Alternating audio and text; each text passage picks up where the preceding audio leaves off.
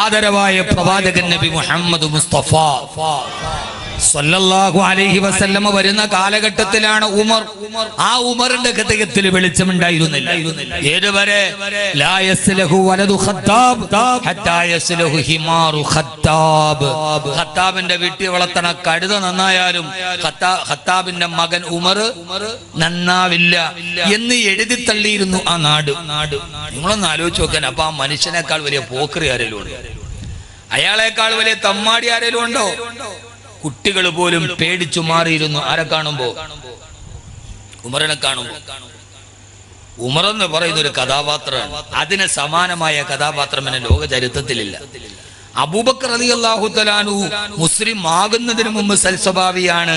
മുസ്ലിം ആയതിനു ശേഷം അതിനേക്കാൾ പത്തര മാറ്റാണ്. ഉസ്മാൻ റളിയല്ലാഹു അൻഹു മുസ്ലിം ആകുന്നതിന് മുമ്പും കള്ളു കുടിച്ചിട്ടില്ല, വ്യഭിചരിച്ചിട്ടില്ല, ചൂതാടിയിട്ടില്ല. മുസ്ലിം ആയതിനു ശേഷം ഏറ്റവും മികച്ച വ്യക്തിത്വമായി. പക്ഷെ ഉമർ അങ്ങനെ ആയിരുന്നില്ല റളിയല്ലാഹു. ചെയ്യാത്തത് മാടിത്തരില്ല. അങ്ങനെ ഒരാൾ വരുമ്പോ നമ്മൾ മനസ്സിൽ അതിന് തത്തുല്യമായൊരു കഥാപാത്രം, ഒരു റൊമാൻറ്റിക് ഭാവനക്ക് പോലും.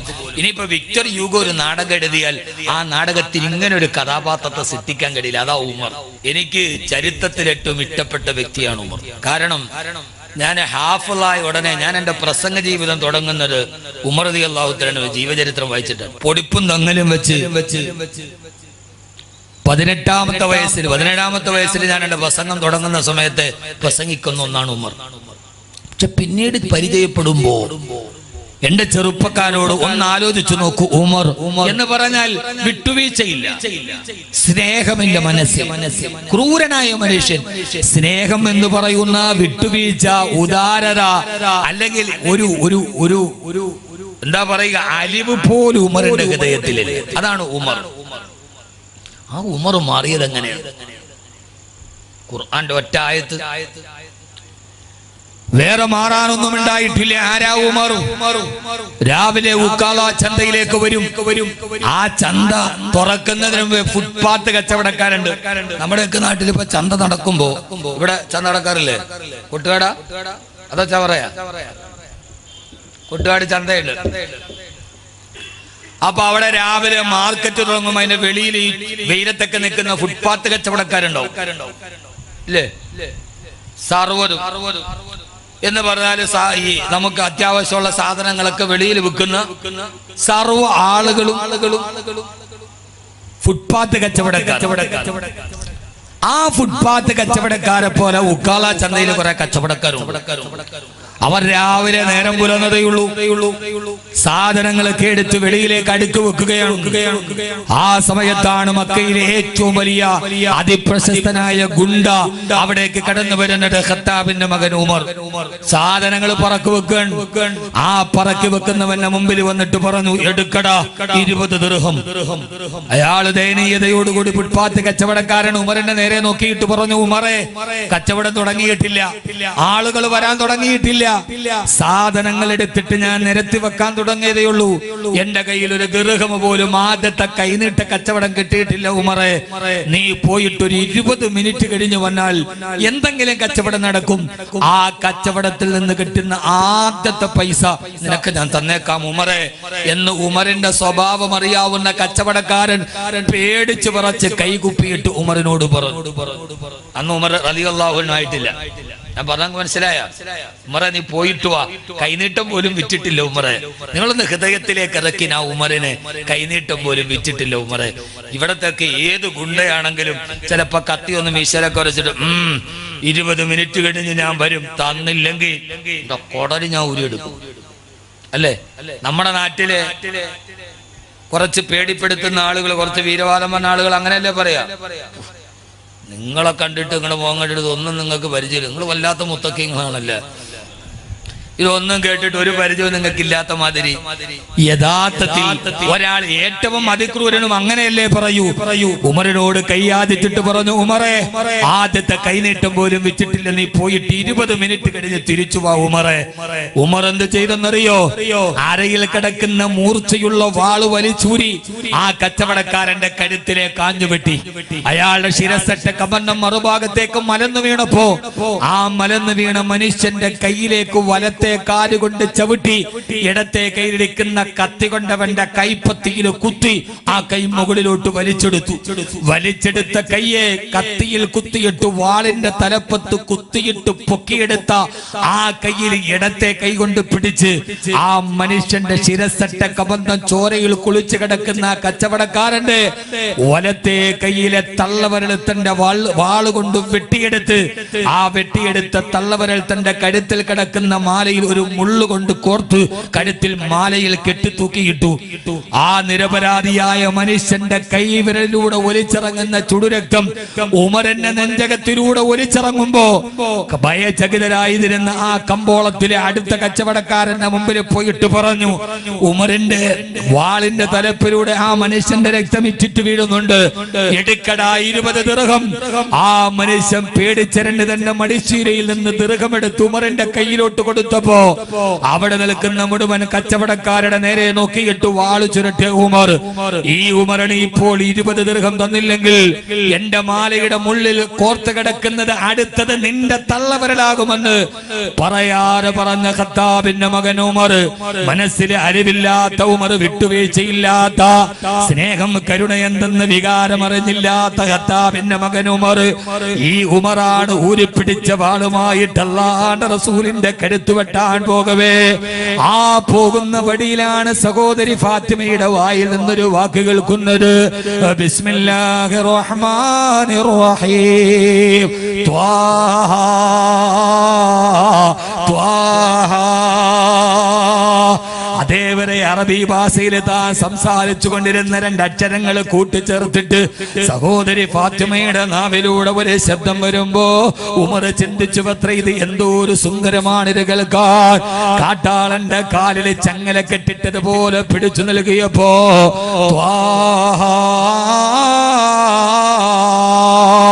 അർത്ഥമറിയാൻ കഴിയാത്ത 2 അക്ഷരങ്ങൾ ആ ചെവിയിലൂടെ അടിച്ചിറങ്ങിയപ്പോ ഉമറിന് ധാരാളം പേര് ഉപദേശിച്ചിട്ടുണ്ട്, ധാരാളം പേര് ഉമറിനോട് നല്ല വർത്തമാനം പറഞ്ഞു കൊടുത്തിട്ടുണ്ട്.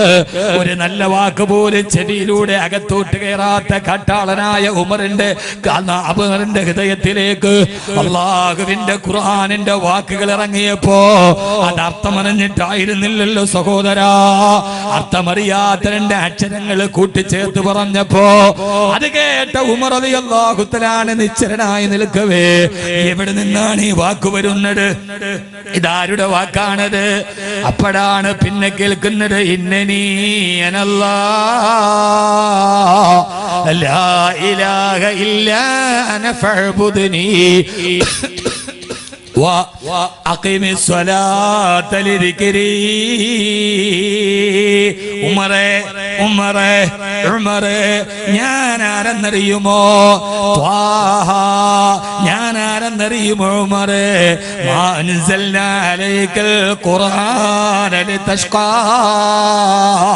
ഉമറേ, ഈ ഖുർആനിനെ ഞാൻ അവതരിപ്പിച്ചത് നീ പരാജയപ്പെട്ടു പോകാതിരിക്കാനാണ്, നീ ജീവിതത്തിൽ തോൽക്കാതിരിക്കാനാണ് ഉമറേ, നീ പരാജയപ്പെട്ടു പോകാതിരിക്കാനാണ് ഉമറേ ഈ ഖുർആനിനെ ഞാൻ അവതരിപ്പിച്ചത്. അസുരനായ കാട്ടാളനായ ഉമറിന് തോന്നി ഞാൻ പരാജയത്തിലാണല്ലോ, ഞാൻ വ്യഭിചാരത്തിലാണല്ലോ, ഞാൻ മദ്യപാനത്തിലാണല്ലോ, എല്ലാം നഷ്ടപ്പെട്ട ജീവിതമാണല്ലോ എന്റേത്. 6 അടി മണ്ണിലേക്ക് പോയാൽ പിന്നെ എന്റെ അവസ്ഥ ഏതാ? സഹോദരാ, 20 ദിർഹം ചോദിച്ചിട്ട് അരമണിക്കൂർ കഴിഞ്ഞ് വരാൻ പറഞ്ഞവന്റെ കൈവിരൽ വെട്ടിയെടുത്തിട്ട് കഴുത്തിന് മാലയായി കോത്തിട്ട ഉമറാണ്. ഈ ഒരൊറ്റ വാക്ക് കേട്ടപ്പോ പിന്നെ ഉമറാരായി മാറിയെന്നറിയുമോ? ചരിത്രം വിശദീകരിച്ചു പറയലെന്റെ യാതൊരുവിധ ലക്ഷ്യത്തിന് പെട്ടതല്ല.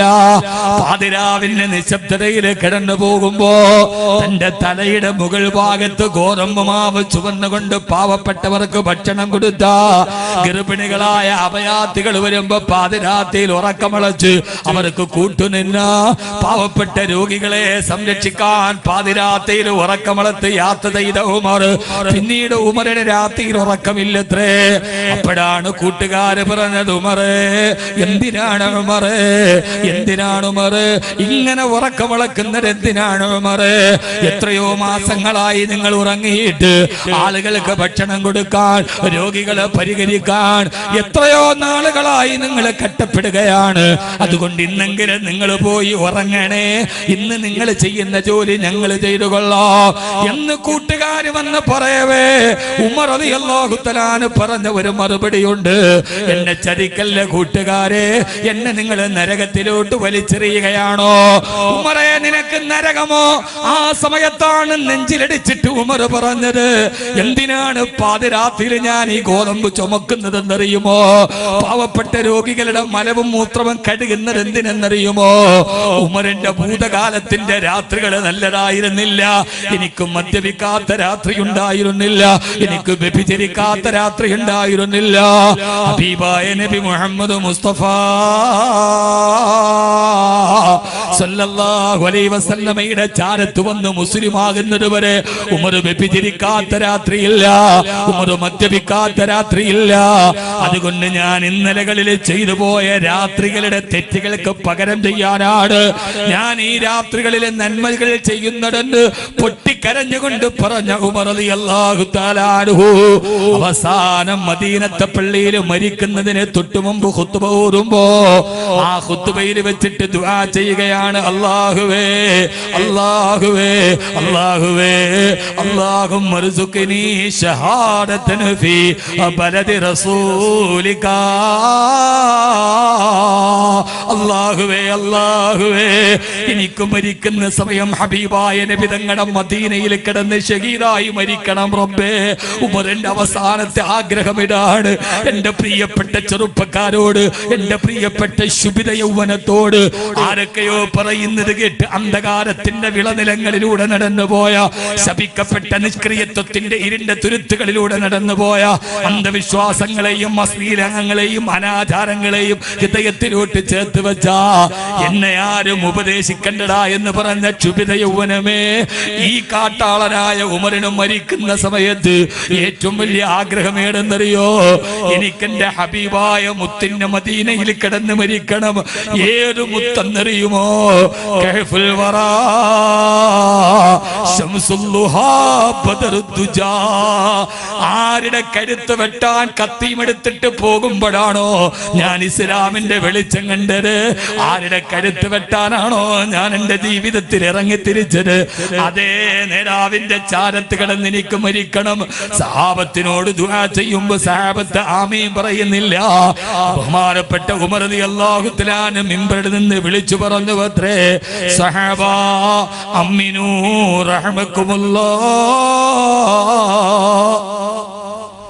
നിങ്ങളൊന്ന് ആമീൻ പറയണേ. ഇത് ഉമറിന്റെ അവസാനത്തെ ആഗ്രഹമല്ലേ? നിങ്ങളൊന്ന് ആമീൻ പറയാത്തതെന്താ?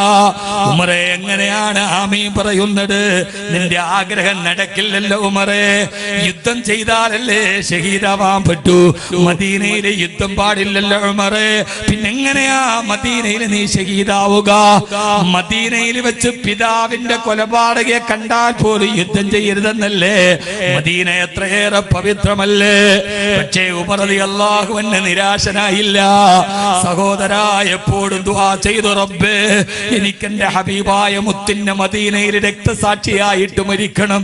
അതുകൊണ്ടാണല്ലോ സുബഹി നമസ്കാരത്തിന് പള്ളിയിലേക്ക് പോകുമ്പോ അതിന് തലേ ദിവസം ചന്തയിലൂടെ മരിക്കുന്നതിന്റെ തൊട്ട് തലേ ദിവസം ചന്തയിലൂടെ നടക്കുമ്പോ അബൂ ലുലുഅ എന്ന മജൂസിയെ കണ്ടു.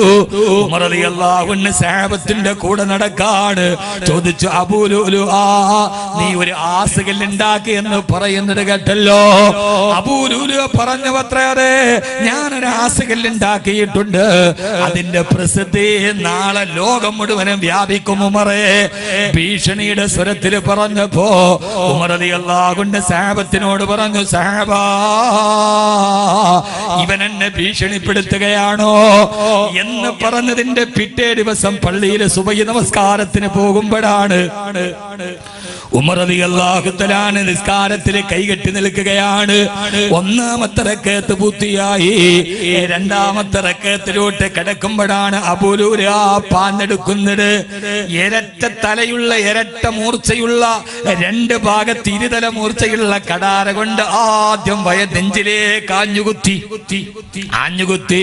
ഉമർ റളിയല്ലാഹു തആല അൻഹുവിന്റെ പൊക്കിളിന്റെ മുകൾ ഭാഗത്തേക്ക് ആഞ്ഞുകുത്തി. ആ കുത്തിയ ഭാഗത്തിലൂടെ കുടൽമാലകൾ കീറി മുറിച്ച് കത്തിയുടെ ഒരു ഭാഗം അകത്തേക്ക് കയറി. ഉമർ റളിയല്ലാഹു അൻഹു ഓ എന്ന് നിലവിളിച്ചപ്പോൾ അബൂലുലുആക്ക് പരിഭ്രാന്തിയായി. ഉമർ മരിച്ചില്ലെങ്കിലോ? ആയോധന വിദഗ്ധനും അധികായനുമായ ഉമറാണ്. ആ കത്തി അതേപടി വലിച്ചൂരി മറുഭാഗം കൊണ്ട് തൊണ്ടക്കുടിയിലേക്ക് കുത്തിയിറക്കിയപ്പോ ഉമർ റളിയല്ലാഹു തആല കുടൽമാല വെളിയിലേക്ക് ചെറുതെറിച്ച് ഉമർ റളിയല്ലാഹു അൻഹു ബോധരഹിതനായി താഴോട്ട് വീഴുന്നു. സഹാബത്തിലെ അബൂ തൽഹ റളിയല്ലാഹു തആല ഇമാമ നിൽക്കുന്നു. മറുഭാഗത്ത് ലോകത്തിന്റെ ഖലീഫ രക്തത്തിൽ കുളിച്ചു കിടക്കുന്നു. സുബഹി നമസ്കാരം പൂർത്തിയാക്കിയിട്ട് മഹാനായ ഉമർ റളിയല്ലാഹു അൻഹുവിന്റെ ശിരസ്സെടുത്തിട്ട് അബ്ദുല്ലാഹ് ഇബ്നു ഉമർ എന്ന പൊന്നുമോന് സഫിലുണ്ട്. ഉപ്പാന്റെ ശരീരമെടുത്ത് മടിയിലേക്ക് ചേർത്ത് വെച്ചിട്ട് ബോധം തെളിഞ്ഞ ഉമർ റളിയല്ലാഹു തആല അൻഹു, പ്രിയപ്പെട്ട ഉമർ റളിയല്ലാഹു തആല അൻഹു, മോനെ അബ്ദുല്ലാ, എന്തേ ഉപ്പാ സുബഹിന്റെ സമയം കഴിയാറായോ അബ്ദുല്ലാ? ഇല്ല ഉപ്പാ എന്ന് പറയവേ ഇടത്തെ കൈകൊണ്ട് കുടൽമാല ചേർത്ത് പിടിച്ച് വലത്തെ കൈകുട്ടി എഴുന്നേക്കാൻ ശ്രമിക്കവേ, എന്തേ ഉപ്പാ? എന്റെ സുബഹിയുടെ ഒന്നാമത്തെ റക്അത്ത് ഞാൻ നിസ്കരിച്ചിട്ടുള്ളൂ, രണ്ടാമത്തെ റക്അത്ത് ഞാൻ പൂർത്തിയാക്കിയിട്ടില്ല മോനെ. ഞാൻ മരിക്കുന്നതിന് തൊട്ടു മുമ്പ് ഒരു സുബഹി കളാക്കിയിട്ട് ഞാൻ എന്റെ റബ്ബിന്റെ മുമ്പിൽ എങ്ങനെയാ നിൽക്കുക? മരിക്കുന്നതിന് തൊട്ടു മുമ്പ് ഞാനൊരു സുബഹി കളാക്കിയിട്ട് എന്റെ റബ്ബിന്റെ മുമ്പിൽ എങ്ങനെയാണ് നിൽക്കുക? മനുഷ്യ ശരീരത്തിന് ജീവനുണ്ടെന്നിരിക്കെ എന്റെ റബ്ബിനോട് ഞാൻ എന്ത് സമാധാനമാണ് പറയുക മോനെ അബ്ദുല്ലാ? ആരാ പറയുന്നത് സഹോദരാ? 20 ദിർഹം കൊടുക്കാത്തതിന്റെ പേരില് ഒരുത്തന്റെ കരുത്ത് വെട്ടിക്കിട്ട് തള്ളവരൽ മുറിച്ചെടുത്ത് മാല കോത്തിട്ട കാട്ടാളനാണ് പറയുന്നത്, എനിക്കെന്റെ റബ്ബിനെ പേടിയാ, എനിക്കെന്റെ റബ്ബിനെ പേടിയാ. ഖുർആനിൽ നരകത്തെ കുറിച്ച് പറയുന്ന ആയത്തെ പോതിയാലും ഉമർ റളിയല്ലാഹു തആല ബോധരഹിതനായി താഴെ വീഴും. സഹോദരാ സഹോദരാ, ലോക ചരിത്രത്തിന്റെ കാട്ടാള ചരിത്രത്തിൽ നിന്ന് ലോക ചരിത്രത്തെ വ്യക്തിത്വത്തിന്റെ ധവളപ്രകാശം കൊണ്ട് ലോക ചരിത്രത്തെ വിസ്മയിപ്പിച്ച ഉമർ റളിയല്ലാഹു അൻഹുവിന്റെ ഹൃദയത്തിന് മാറ്റം കൊടുത്ത ശക്തി ഏതാ? ആ ശക്തിയാണ് അല്ലാഹുവിന്റെ വിശുദ്ധ ഖുർആൻ. അല്ലാഹുവിന്റെ വിശുദ്ധ ഖുർആൻ, ഏത് ഹൃദയത്തിന്റെ ഇരുട്ടിലേക്ക് തുളച്ചു കയറുന്ന വിശുദ്ധ ഖുർആൻ. അല്ലാഹു നമുക്ക് തൗഫീഖ് നൽകി അനുഗ്രഹിക്കുമാറാകട്ടെ. ആ ഖുർആന്റെ വെളിച്ചം, ഉമറിന്റെ ഹൃദയത്തിന് വെളിച്ചം കൊടുത്ത ഖുർആൻ ഏതായാലും നമ്മുടെ ഹൃദയത്തിന് വെളിച്ചം തരും, ഉറപ്പാണ്. കാരണം നമ്മൾ ഉമറിന്റെ അത്രയും തെറ്റ് ചെയ്തിട്ടില്ല റളിയല്ലാഹു അൻഹു. ഉണ്ടോ? അത്രയ്ക്ക് ക്രൂരന്മാരാണോ? നമ്മളല്ലല്ലോ. അപ്പൊ ഏതായാലും ഈ ഖുർആന്റെ അടുക്കലേക്ക് നമ്മൾ സഞ്ചരിച്ചാൽ ഇൻഷാ അല്ലാഹ് ഈ ഖുർആൻ നമ്മുടെ ഹൃദയത്തിന് വെളിച്ചം തരും, ഉറപ്പാണ്. അള്ളാഹു നമുക്ക് ഖുർആനിലേക്ക് അടുക്കാൻ അള്ളാഹു തൗഫീഖ് നൽകട്ടെ. ആമീൻ പറ മനുഷ്യന്മാരെ. അള്ളാഹു നമുക്ക് ആ ഖുർആനിലേക്ക് അള്ളാഹു നടക്കാൻ തൗഫീഖ് നൽകട്ടെ. ആമീൻ പറയ്. ഇന്നിപ്പോ ഒരു ജുസ് ഇന്നത്തെ ദിവസം ഖുർആൻ ഓതി ആരൊക്കെ ഉണ്ടെന്ന് കൈവക്കാൻ പറഞ്ഞ ഒരു ജുസ് ഇന്ന് ഖുർആൻ ഓതിയവർ കൈവക്കാൻ പൊക്കണ്ട, ഉള്ള ചീത്ത പേര് കളയണ്ട. അങ്ങനെ ഇരിക്കട്ടെ. ഞാൻ പറയുന്നത് നമുക്ക് എല്ലാമായിട്ടും ബന്ധമുണ്ട്. ഖുർആനുമായിട്ട് എന്താ ബന്ധം എന്ന് പറയും.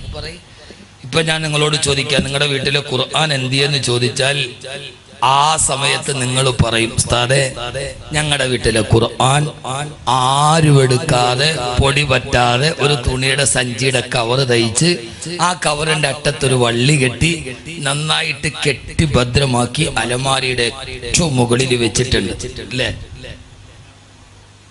അല്ലേ? 1-2 പേരൊക്കെ പറയാം, 1-2 പേരൊക്കെ നാദിറക്കൽ മഅ്ദൂം അങ്ങനെ അല്ലേ? എന്താ നിങ്ങൾ അവനാനെ കുറിച്ച് ചോദിച്ചോ ഉണ്ടായിരിക്കണേ? യഥാർത്ഥത്തിൽ അങ്ങനെയല്ലേ നമ്മുടെ വീട്ടിലെ ഖുർആന്റെ അവസ്ഥ? ഖുർആൻ തൊടാതിരിക്കാനുള്ളത്, ഈ ഖുർആൻ ഓതാനുള്ളത്. എന്തെങ്കിലും അങ്ങ് പറഞ്ഞു പോണത് കൊണ്ടല്ലോ, വഅദ് കഴിയുമ്പോൾ ആർക്കെങ്കിലും ഈ ഖുർആൻ ഒന്ന് പഠിക്കണമെന്ന് തോന്നുന്നു. അല്ലാഹു തൗഫീഖ് നൽകട്ടെ. ഞാൻ കഴിഞ്ഞ ആഴ്ച എയർപോർട്ടിലേക്ക് യാത്ര ചെയ്ത ഒരു പാലക്കാടുകാരൻ എന്നെ വിളിച്ചോടും ഉസ്താദെ, ലോറി ഡ്രൈവറാണ്, നാഷണൽ പെർമിറ്റ് ലോറി ഓടിക്കല ജോലി. അതുകൊണ്ട് തന്നെ കയ്യിലില്ലാത്ത ഗുരുത്തക്കേടൊന്നും ഉണ്ടായിരുന്നില്ല. ഒരിക്കലും ലോറി വന്നപ്പോ എന്റെ കൂടെ ഇന്ന് ക്ലീനർ ഉസ്താദിന്റെ ഒരു പ്രസംഗം വെച്ചു, ഉമർ റളിയല്ലാഹു തആല അൻഹുവിന്റെ പ്രസംഗം. അത് കേട്ട് നന്നായതാ. പിന്നെ ഇപ്പൊ ഉസ്താദെ ദുശീലങ്ങളൊക്കെ ഉപേക്ഷിച്ചു, 5 വക്ത് നിസ്കാരമൊക്കെ ഉണ്ട്, ഉസ്താദ് ഒന്ന് ദുആ ചെയ്യണേ. ഒരു നാഷണൽ പെർമിറ്റ് ലോറിക്കാരൻ. ഉമറിന്റെ ചരിത്രം കേട്ടാ മാറാത്ത മനസ്സാരുടേത്. അള്ളാഹു അദ്ദേഹത്തെ അങ്ങനെ നിലനിർത്തി കൊടുക്കട്ടെ. ഒരാമയും പറ മനുഷ്യന്മാരെ, ഒരു മനുഷ്യന്റെ ഹിദായത്തല്ലേ. ഉസ്താദെ ദുആ ചെയ്യണേന്ന് എന്നോട് പറഞ്ഞു, ഞാൻ ആ ഹക്ക് വീട്ടി. അള്ളാഹു അദ്ദേഹത്തിന് ആ വെളിച്ചം നിലനിർത്തി കൊടുക്കട്ടെ.